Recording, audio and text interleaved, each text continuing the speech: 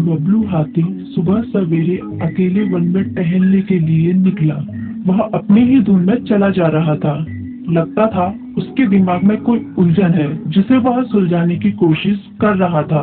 सड़क पर आगे बढ़ते ही उसके सामने चीकू खरगोश भागा। बबलू का पैर उसके ऊपर पड़ने ही वाला था कि चीकू जोर से चिल्लाया। उसकी आवाज सुनकर बबलू ने अपना पैर पीछे खींच लिया। कहाँ खोए हो बबलू भाई?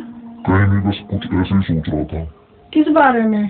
तुम जानकर क्या करोगे? शायद मैं तुम्हारी कुछ मदद कर सकूं। तुम तो जानते हो आजकल वन में कितनी चोरियां हो रही हैं, पर चोर का कोई पता ही नहीं है। इस बात को लेकर वन के सारे प्राणी चिंतित थे।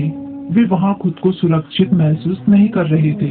अरे चीकू भाई, हम मजबूर हैं। हम चोर को पकड़ ही नहीं पा रहे हैं। वह बहुत चालाक है और अपने काम को बड़ी कुशलता से अंजाम दे रहा है। कहीं कोई सबूत ही नहीं छोड़ रहा।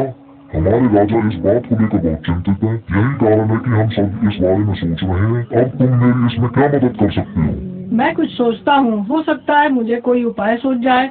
प्रयास करने में कोई हर्ज तो नहीं है। तुम ठीक कहते हो चीकू, लेकिन वन के गुप्तचर भी अभी तक इसका कोई हल नहीं निकाल सके। इतना कहकर वे चुप हो गए। बबलू की बातों ने चीकू को सोचने के लिए मजबूर कर दिया। चीकू को उदास देखकर बबलू बोला, तुम अपना मन छोटा मत करो। मुझे अच्छा लगा कि तुमने मेरी परेशानी को समझा। कभी मैं भी इस वन के लिए गुप्तचर का काम करता था। एक बार मेरी टांग टूट जाने से मेरे अंदर फुर्ती नहीं रही। तब से मैंने यह काम छोड़ दिया। चीकू, तुम चाहो तो यह काम दोबारा कर सकते हो। वन के प्राणी ज्यादातर दिन में भोजन की तलाश करते हैं, वे रात को आराम करते हैं। तुम दिन रात दोनों में ही भोजन की तलाश में निकल सकते हो। हो सकता है रात को तुम्हें कुछ ऐसी बातों को पता चल जाए जो हमारे काम की हो। हाँ बबलू, तुम ठीक कहते हो। मैं आज रात को वन में घूम कर इस बात का पता करने की कोशिश करता हूँ। थोड़ी देर बातें करके चीकू अपने बिल की ओर बढ़ गया और बबलू अपने रास्ते चला गया। चीकू के दिमाग में अभी तक बबलू की कही बातें घूम रही थी। उसे समझ नहीं आ रहा था वह बबलू की मदद कैसे करे। दिन भर वह उसी उधेड़-बुन में लगा रहा। शाम होते ही चीकू कुछ सोचने लगा और वह चुपचाप बिल से बाहर निकल आया। चीकू की पत्नी ने देखा तो बोली, इस समय कहाँ जा रहे हो? बाहर खतरा है। खतरा तो सुबह भी रहता है, लेकिन खतरों से डर कर हम भूखे तो नहीं मर सकते। मैं बाहर घूम कर आता हूँ। इतना कहकर चीकू रात को बिल से बाहर निकल आया। कुछ दूर जाकर उसकी नजर बंकू उल्लू पर पड़ी, जो कुछ ही दूरी पर था। वह पेड़ की डाल पर बैठा अपनी गर्दन चारों तरफ घुमा रहा था। वह तेजी से पेड़ की एक डाल से दूसरी डाल पर उड़ रहा था। बंकू की नजर उस पर नहीं पड़ी थी। कुछ सोचकर चीकू पेड़ के पीछे से बाहर निकलकर थोड़ी खुली जगह पर आ गया और वहां से बंकू उल्लू को देखने लगा।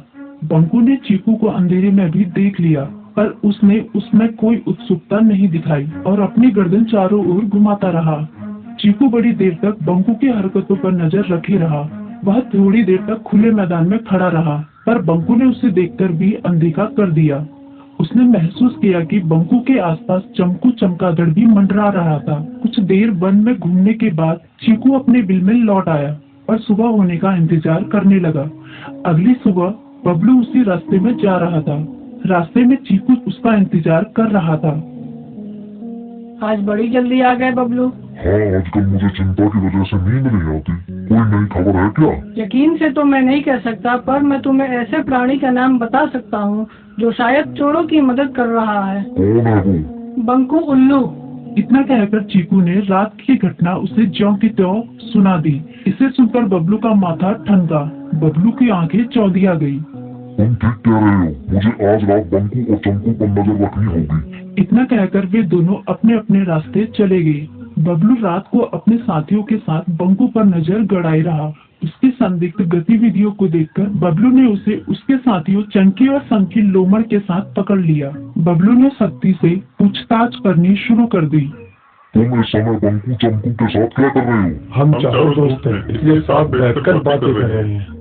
चमगादड़ और उल्लू की दोस्ती तो समझ में आती है, पर लोमड़ के साथ दोस्ती कैसे हो सकती है? सख्ती से पूछने पर दोनों ने अपना जुर्म कबूल कर लिया और सभी चोरियों के बारे में बताया जो उन्होंने कुछ दिन पहले वन में की थी। बबलू ने उनके चोरी का सारा सामान भी बरामद कर लिया। बंकू और चंकू को अभी तक समझ में नहीं आ रहा था कि वो इतनी आसानी से कैसे पकड़ में आ गई।